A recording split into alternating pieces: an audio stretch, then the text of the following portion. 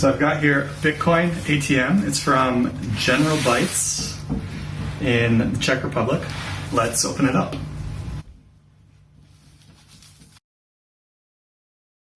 General Bytes shipped it probably as fast as you can. It came from Czech Republic to New Zealand in just 2 days. It's really well packed. These cardboard bricks are on all sides.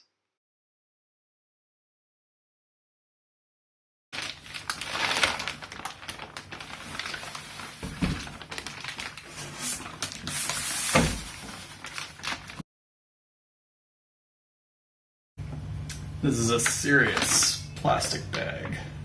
16 pounds.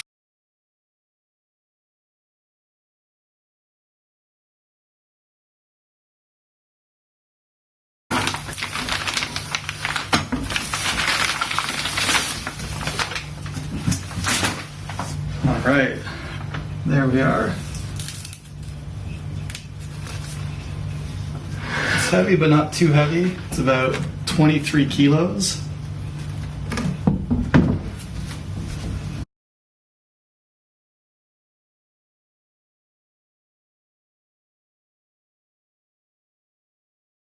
So it looks really good out of the box.